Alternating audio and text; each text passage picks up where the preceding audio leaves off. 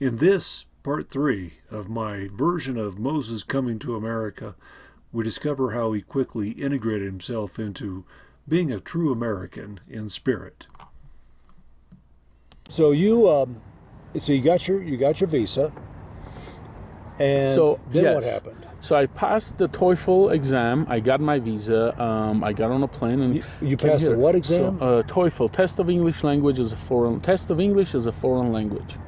TOEFL. You're saying you had to know enough English to pass the test to come in this country. To understand academics knowledge in the university. Because, wow, that's considered racist now. Oh, yeah. So in Armenia, and any other, if you're coming from a foreign country to go to college, it's a very basic test, and 100% agree with it.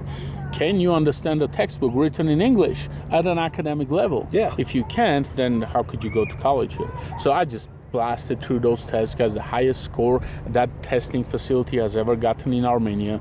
But the thing is, extreme dedication is for me, because again, somebody's offering you something beyond your wildest dream. How hard are you willing to work for that? So it was like a trailer I saw in Bulgaria, and then it was put way up here, and you're gonna have to work for it if you wanted to. So I learned, I studied very hard, passed that test, came here, did a really good job at the college. But what happened, I got here in the end of 2008, 2009. So the oil industry crashed along with the economy. So that company was only able to pay for my college for the first 2 years I was here. After that, the oil company went out of business, everything kind of fell apart, so they just kind of let me loose. And they said, well, you're in the US now, good luck, see what you can do. And again, like it says, so at the time, for the first 2 years, I didn't have a work permit. The way it works for international students, most of them are luckier than me, and they have the funds to come here and study without having to work. So you need about 20 grand a year to be able to live in Steamboat and go to CMC. So you have to have those funds. So after the first 2 years, I didn't have those funds anymore. And I talked to the college and they gave me a work permit. So as soon as they gave me a work permit, I got a job immediately because I needed the money. So the first job I got was a job at the college, was a dishwasher at the college. And then I got a second job, which was also a dishwasher at, what was the place name? Carl's, that's still in town. And then after that, to be honest, those jobs were, they were okay, but they weren't my dream jobs for sure. After that, and here's the thing that kind of struck me when I got here. That was my first cultural shock that I had to overcome. I came to the college, I went to CMC, and these kids have everything that I could have never dreamed of. Yeah. They had a fully staffed chemical lab I've never seen in my life. They're like, people are telling me, like, oh, when we were in high school, we'll go look at these microscopes and everything. I'm like, we had one microscope in the teacher's room, and she would pull it out once per year to let us look at something. Okay, so we didn't have a microscope per kid, per school and everything. So I assumed that because all these kids have this technology and money and everything is available to them, they're all like decades ahead of me knowing everything, which some of them were the ones who were dedicated and took advantage of what they had, but a lot of them they weren't anywhere near. So, but that took me a while to understand that that's not the case. Alaska, the first year I was here, I got here, Dave got a divorce. So for a summer, we didn't have a place to live in Steamboat. So that's why we went to Alaska, because he had a house up there. Because my semester was over, right? And I had nothing to do in the summer. So I went to Alaska, and yeah, it was fantastic. It was once in a lifetime kind of trip. What about the cow branding? So when I got back from Alaska, I lived on a ranch in Colorado where I met the real cowboys and did some real cowboy stuff, like cow branding, like eating bull testicles, helping castrate cows, and all the good farm fun, hay baling, feeding horses with a tractor. I've done the whole ranch university. Okay. And here, the Dracula. Was that your first year here when Oh, you were at so that CMC? was, yes, exactly. So that was when I got back from Alaska. It was next year, and we were doing the haunted house, where again I had so much fun. I'm pretty sure I remember a lot of the kids that went through there, and I don't think they remember recognize me because I'm not wearing makeup. But if I ask them about the Dracula, I bet they remembered it too.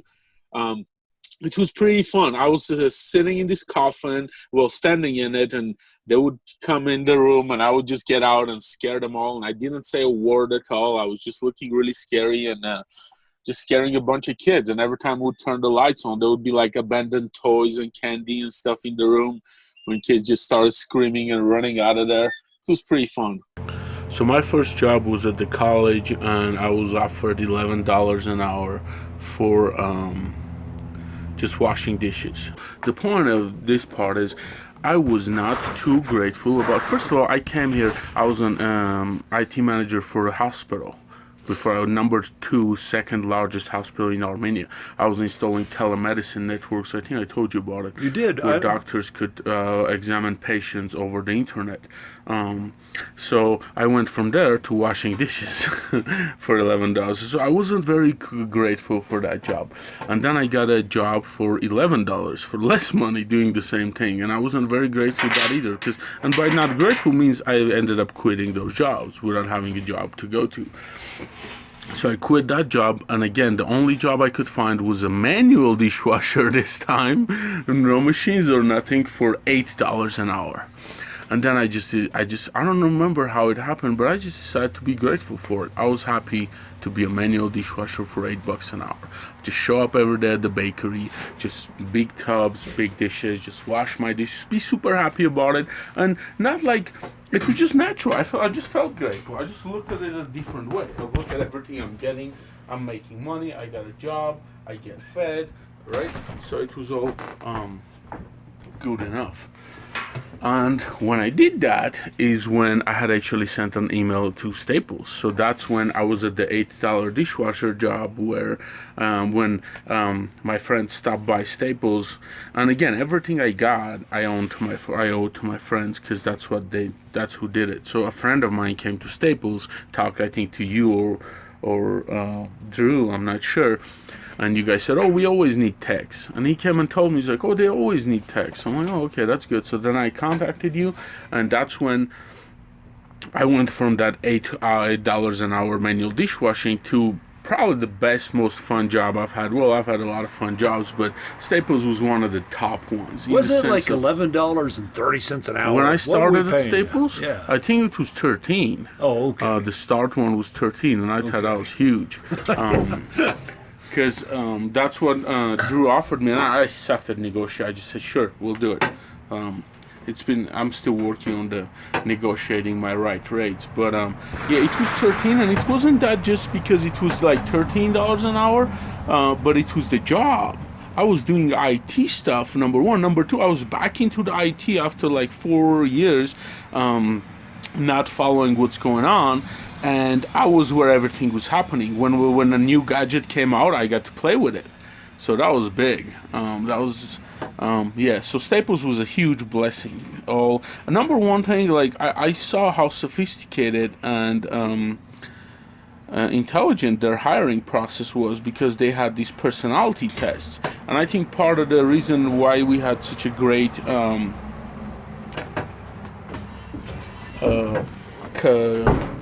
staff there with everybody is because they had these personality tests where they would test people before hiring them. So yeah, that's how I ended up at Staples. You know, what I remember about that was, without naming names, there was a big question about organization. You'd have all this stuff going all over the place. Oh yeah, yeah. But it's my creative chaos. Yes, but the work got done, and so Staples closed. Why'd you decide to stay when that job disappeared? Well, I mean, I was brought to Steamboat specifically, and I didn't come here for the job at Staples. I came here because was where my sponsor lived, and over that time I had delivered connections. But actually, right before Staples closed, I got a job offer to be an IT manager at a healthcare consulting company, which was for me level up in my professional career. Absolutely. Going from a tech desk person to a corporate IT manager was huge. The responsibility was huge, and I'm pretty proud of how I handled it. So, to me, whenever life kind of presents you with extraordinary challenges, it's just a call to, if you rise up to them, you just go to your next level. To me, as I said, like I've compared a lot to video games because I'm a guy who grew up playing video games.